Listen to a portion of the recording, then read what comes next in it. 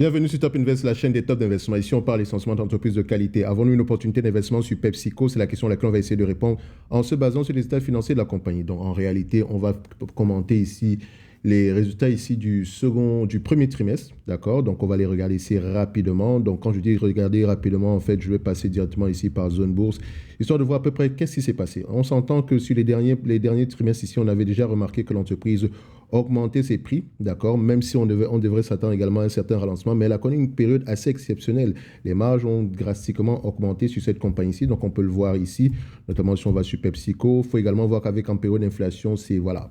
C'est pas qu'elle a trop le choix, mais elle a un pricing power, d'accord? Donc, elle a réellement utilisé ce pricing power-là durant cette période-là. So, généralement, ici, on peut avoir une augmentation des marges, mais ça ne veut pas...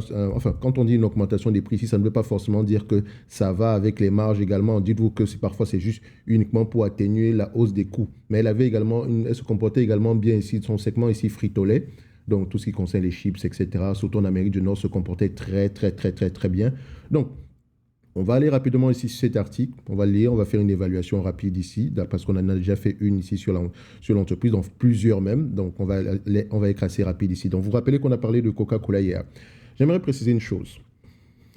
Alors, quand je donne mes objectifs de prix ici, d'accord, ça me concerne moi, d'accord. Si je me dis, si je sais pas, enfin pas que je sais, si on se rend compte ici qu'en payant l'entreprise en date d'aujourd'hui, on n'espère pas plus que 4% de rendement par rapport aux bénéfices nets ici.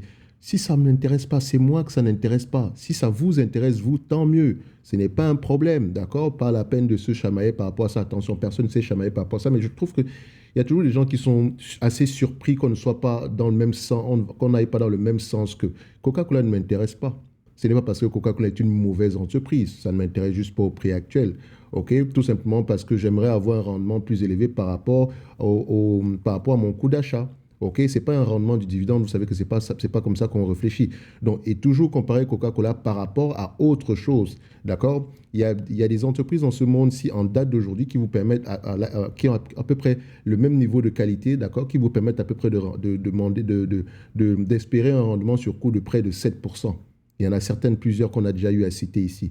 OK? Pourquoi est-ce que je vais immobiliser mon capital sur Coca-Cola pour du 5 ou du 4%? Et encore, 5 ou 4% en année N plus 2, donc à partir de 2025. Alors qu'en date d'aujourd'hui, on est encore aux alentours de 4%. Donc, il faut faire attention par rapport à ça. Donc, c'est pour ça que je dis toujours, faites attention. Je donne mon objectif de prix, mais ça me concerne moi. Et comme je dis toujours, le plus important, même, ce n'est même pas l'objectif de prix. D'accord? C'est la lecture de ces rapports financiers-là pour soutenir ce raisonnement. OK?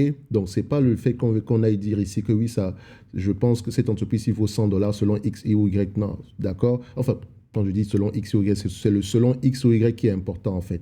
Donc, il faut faire attention ici. On n'est pas obligé d'être d'accord. Ce n'est pas ce qu'on recherche sur cette chaîne. D'accord? So, si vous avez un élément aussi, OK, Thierry, tu as pris 20 fois les bénéfices, je pense que c'est trop optimiste ici. Pourquoi tu ne prends pas 17 fois les bénéfices? Parce que je vois qu'OK, on aura peut-être un ralentissement ici en Amérique du Nord parce qu'il y a peut-être eu un ban ou bien il y a peut-être eu un, je ne sais pas moi, le fait qu'il y a la compétition est de plus en plus rude dans cette zone-là. Donc, ils ont baissé les prix la dernière fois et on se rend compte que la majorité de leur volume vient de cette région-là. Donc, c'est un exemple, en fait, pour à peu près soutenir le fait que le multiple soit moins élevé. Vous voyez ce que je veux dire? Donc, c'est ça qu'on recherche. Ce n'est pas le fait de dire que non, mais tu voulais dire que c'est sous-évalué. Coca-Cola, c'est une belle entreprise, ça ne peut pas être sous-évalué. Ça ne peut pas être surévalué en date d'aujourd'hui. Le rendement est extraordinaire. Parce que les gens confondent rendement ici. Moi, je ne parle pas de rendement de dividende. Je ne parle jamais de rendement de dividende. Parce que ce n'est pas ça qui m'intéresse. Ce qui m'intéresse avant tout, c'est le rendement des bénéfices nets par rapport à mon coût d'acquisition. Parce que le dividende n'est que la résultante ici de ce bénéfice net-là. D'accord? Et quand je parle de bénéfice net ici, moi, je prends bénéfice net et free cash flow. Pour moi, ça va dans le même sens. Je ne confonds pas bénéfice net et free cash flow. Non, pas du tout. C'est uniquement, je prends un raccourci ici pour vous. Parce que j'ai toujours comparé les free cash flow et je vous ai toujours dit que le plus important, ce sont les free cash flow. Et on a toujours pris des exemples ici, par exemple, sur des compagnies comme NextEra Energy qui n'a pas de free cash flow. OK? Pourtant, qui a des bénéfices nets. OK? Or, qui a un payout ratio ici assez correct, mais qui ne gagne pas d'argent. Donc, ça veut dire que pour vous payer ce dividende chaque année, l'entreprise doit s'endetter ou émettre de nouvelles actions. C'est tout. Et ça, ce n'est pas viable à long terme. Qu'importe ce qu'on va vous raconter, ce n'est pas viable à long terme. Et si vous regardez bien dans cette industrie-là, les investissements sont massifs. Il y a de grandes chances que ça rapporte quelque chose. Mais est-ce que je vais immobiliser mon capital dans ce genre d'entreprise-là? Je pense que non. Il faut toujours vous dire que vous avez énormément de choix. il y a au moins, d'accord, pour chaque opportunité d'investissement, il y a au moins 3 ou 4 qui pourraient à peu près également faire l'affaire. D'accord? Enfin, si vous sillonnez le monde, bien sûr. OK? Mais les entreprises extraordinaires sont très, très, très, très, très rares à bon prix. Et une fois que vous les avez ici, il ne faut pas les lâcher. D'accord? Donc, on va ici rapidement, après cette mise au point.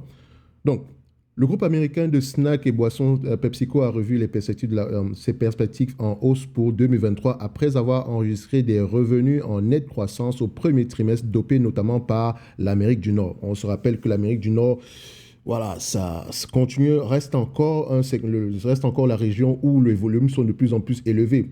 Notamment, je pense on utilise assez de pricing power en Amérique du Nord. Donc, au premier trimestre de son année comptable, achevé le 25 mars, le chiffre d'affaires de l'entreprise a grimpé de 10,2% pour atteindre 17,85 milliards de dollars, donc 15,8 millions de francs suisses. Donc, je pense ici on me prend l'exemple ici enfin, c'est en francs suisses, je ne sais pas pourquoi ils l'ont mis en francs suisses. Mais bref, sous l'effet de la hausse des prix, a-t-il indiqué dans un communiqué par mardi un chiffre supérieur aux attentes des analystes. Donc, il faut voir ici que quand on parle ici du fait que les chiffres ont été dopés ici par par la région ici, Amérique du Nord, il faut regarder sur quel segment. On ne parle pas de tous les segments. Il faut bien regarder, il faut toujours aller vérifier quel segment s'est bien comporté et pourquoi ici c'est bien comporté. Est-ce que les volumes ont suivi? Parce qu'ici, les volumes sont importants. D'accord? Donc, le groupe qui commercialise les boissons gazeuses Pepsi, mais aussi les chips Doritos, les thés glacés Lipton ou encore les céréales Quaker Oats, a enregistré sur cette période un bénéfice net en fort recul de 1,93 milliards de dollars contre 4,26 milliards de dollars un an auparavant. PepsiCo avait enregistré l'an dernier sur cette période un bond de ses revenus en raison de la vente de plusieurs marques de boissons, dont Tropicana et Naked, au fonds d'investissement français PAI Partner pour quelques 3,3 milliards de dollars. Donc en réalité, c'est une entreprise. En réalité, les bénéfices de la même période l'année précédente, ces bénéfices ont été impactés par la vente de ces deux marques-là. Tropicana et Naked. J'aime bien les Naked. Ouais, j'ai toujours aimé ça. C'est des jus en fait, on va dire que c'est des jus de fruits ici. Mais j'aime bien ça.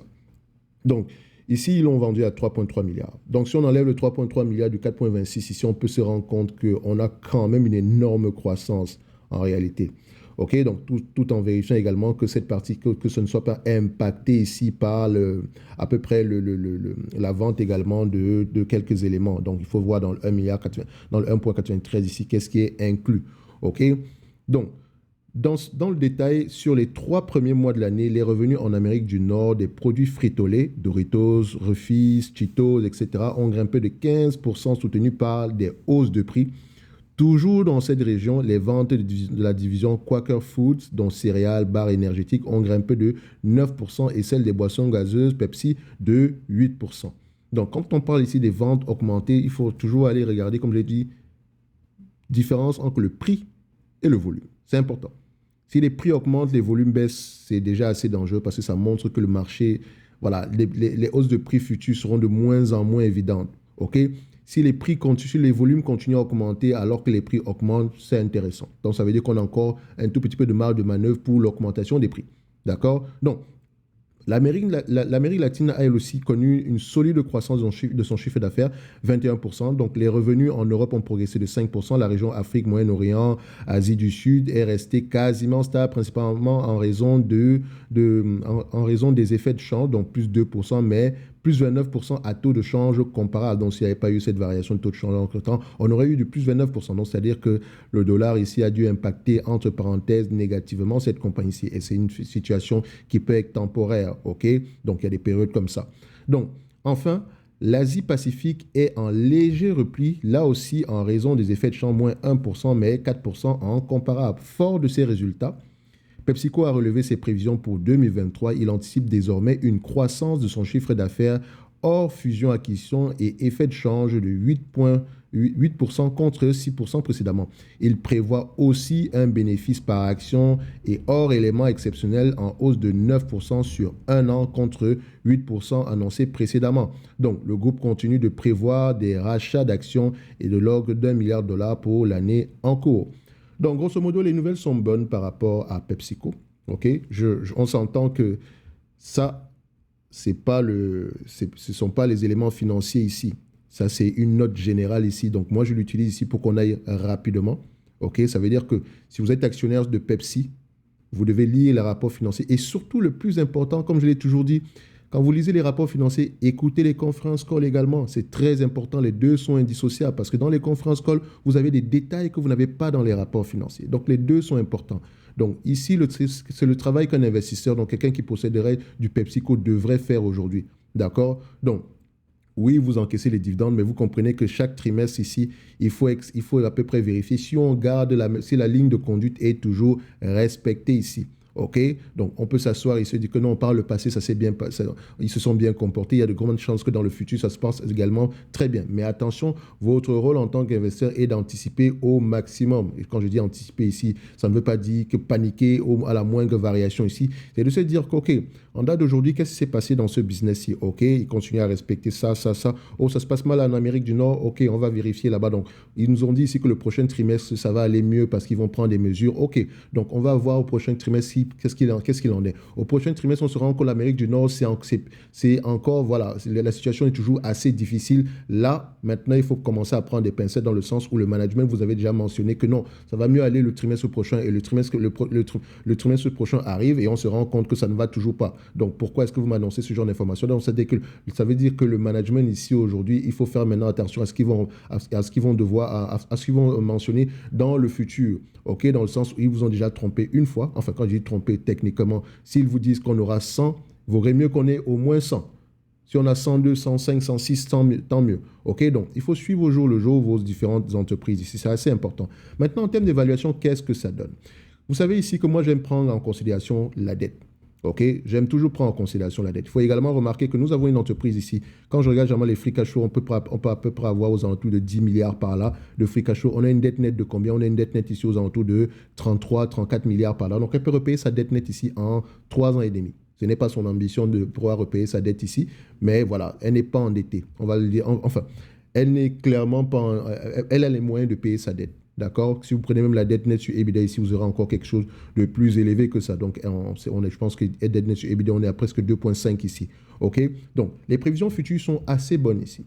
Donc, ce qui veut dire que si on se base sur le 10 milliards en moyenne qu'on pourrait avoir en termes de, disons, de bénéfices nets ici dans le futur, OK?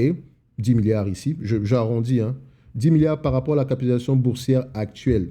D'accord? Donc, quand on prend le 10 divisé par 2, 5, 5, donc même 255.5, parce qu'on est à 255,5 milliards ici. Donc, ça donne ici un rendement sur coût de près de 3,91%. D'accord? Donc, ça dit que si autrement dit, on pourrait se dire même à 25 fois les bénéfices. Donc, en date d'aujourd'hui, par rapport au prix actuel, l'entreprise ici se paye à 25 fois les bénéfices futurs. Donc, 25 fois les bénéfices de quelle période? 25 fois les bénéfices de 2025. OK? Donc, vous voyez qu'on est encore en 2023 et entre-temps, il y a beaucoup de choses qui peuvent arriver. Donc, le but ici est d'avoir le rendement le plus élevé sur cette période. Donc, ça dit que généralement, on recherche du 7% par rapport à 2025. Évidemment, c'est une entreprise qui aura tendance à croître également dans le futur, qui peut également augmenter ses marges, mais vous n'allez pas l'acheter. À vous de voir maintenant si ce rendement-là vous intéresse. Personnellement, il ne m'intéresse pas. OK? Donc, est-ce que il vous intéresse? À vous de voir. Donc, ici, je remarque même que, bon, en termes de PER, parce que là, ils prennent en considération ici les bénéfices nets qui sont au niveau de 11 milliards, on s'attend même à du 22,6. OK? Donc, c'est-à-dire que le forward PE ici, le forward PE de 2025 est à 22,6. Et là, on n'a même pas encore pris en considération la dette. Parce que si on rajoute la dette ici, vous allez vous rendre compte qu'on aura quelque chose ici, on aura un PER légèrement plus, enfin, quand on dit qu'on aura un PER légèrement plus élevé, techniquement, on aura un prix moins élevé. D'accord? Il faut faire très attention ici. Donc, moi, j'aime bien cette entreprise. D'accord? Je l'aime bien. Mais alors, est-ce qu'au prix actuel, ça serait intéressant? Perso, pour moi, non. Maintenant, à vous de voir si ça vous intéresse, un rendement pareil à partir de 2025. OK? Vous avez tous les éléments ici pour prendre la meilleure décision possible. Mais n'oubliez pas qu'il faut toujours comparer par rapport à une autre. Si Pepsi vous intéresse tellement, le rendement de dividende ici, voilà, on s'entend que si on s'attend à du 22% ici en 2025, donc si on prend 100 divisé par 22 ici, Ça donne aux alentours de 4,54% ici. Bon, ça, en prenant ici le 11 milliards de revenus, bien sûr. Donc, ça veut dire, n'oubliez pas également qu'il y aura le rachat d'actions entre-temps. Donc, ça veut dire ici que le dividende ici enfin, le rendement ici de 2,48% pourrait aller aux alentours de 4%, 4,5% maximum à partir d'aujourd'hui. OK? Pour le moment. D'accord? Donc, est-ce que ça vous intéresse? À vous de voir. Mais ça reste une très belle entreprise. Les résultats étaient assez corrects. Pour ceux qui possèdent ici du PepsiCo aux alentours ici de, disons, une 100, 120, 130, 140, vos prix sont assez intéressants. D'accord? Donc, je pense que vous avez des prix d'acquisition assez intéressants. Donc, pour ceux qui voudraient en acheter en date d'aujourd'hui, vous avez tous les éléments pour pouvoir prendre la meilleure décision possible ici. OK? Maintenant, à vous de voir si ça vous intéresse ou pas. OK? Bon, moi, je ne m'engagerai pas à vous dire que non, c'est surévalué ou machin. À la limite, on dira qu'on est correctement évalué de toutes les façons. OK? Rien d'exceptionnel ici. OK? Toujours, je pense qu'on peut trouver mieux sur le marché. Bref, ceci n'est que mon avis et non un conseil d'investissement. Comme d'habitude, je me réserve le droit de me tromper. N'oubliez pas, dans la description de cette vidéo-ci, vous avez le lien vers le service Top Premium ainsi que vers la Top Newsletter gratuite. Donc, on se dit à bientôt. Donc, Pepsi, c'était très bien ce trimestre. Donc, enfin, comme le trimestre précédent, rien de surprenant, un peu comme Coca-Cola également. Donc, on attend les prochains trimestres ici. Félicitations à ceux qui ont acheté du PepsiCo depuis très longtemps. Et voilà, pour ceux qui en ont présentement et ceux qui ne gagnent presque rien du tout, ou bien ceux qui se disent que c'est un peu trop cher, je dirais que voilà, techniquement, on ne s'attend pas à grand-chose, OK? Mais vous n'êtes pas encore le surpayé pour PepsiCo non plus, OK? Donc, on se donne rendez-vous ici sur la prochaine vidéo et d'ici là, portez-vous bien. Merci.